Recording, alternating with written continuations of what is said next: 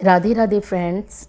आज मैं आपको उस परम पिता परमात्मा के बारे में कुछ ऐसी बात बताने जा रही हूँ जिससे आप अगर खुद सोचेंगे अपने बारे में या इस सर्वशक्तिमान ईश्वर के बारे में तो आपको खुद पता चलेगा कि आपको उसके दर्शन हुए हैं या नहीं, या आपको सपने में उनके दर्शन हुए हैं या आपको रियलिटी में उनके उनका जो एहसास है वो आपको हुआ है या नहीं। तो चलिए शुरू करते हैं।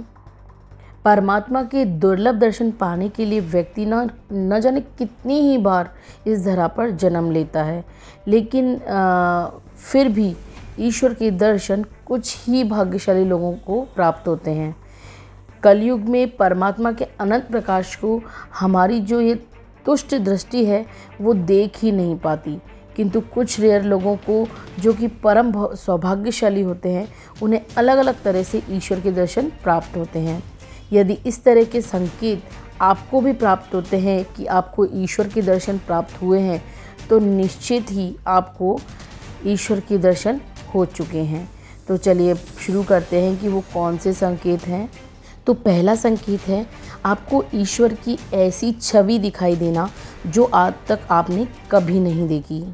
उस परम पिता परमात्मा के स्वरूप की ऐसी छवि जिसकी कल्पना आप कभी कर ही नहीं सकते और आपने आज तक नहीं की, जिसे देखकर, जिस स्वरूप को देखकर आपका मन ठहर गया, आपका मन पुलकित हो गया। ऐसा स्वरूप आपको सपने में या किसी विग्रह के रूप में दिखाई दे सकता है।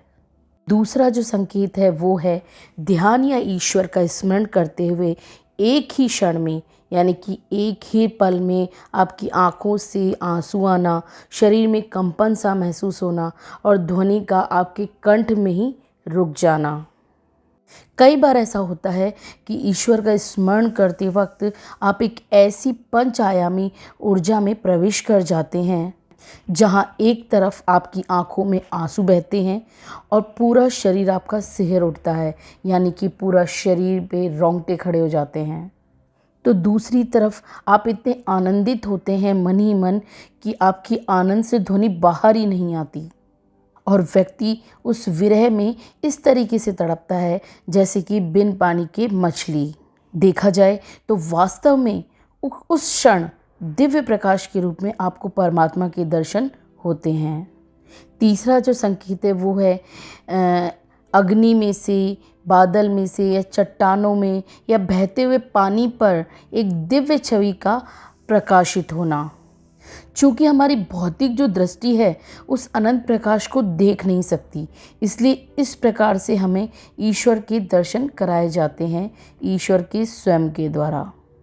तो यदि आपको इस प्रकार के संकेत इस जीवन में प्राप्त हो चुके हैं तो आप उन भाग्यशाली लोगों में ही आते हैं जिन्हें परमात्मा के दर्शन हो चुके हैं।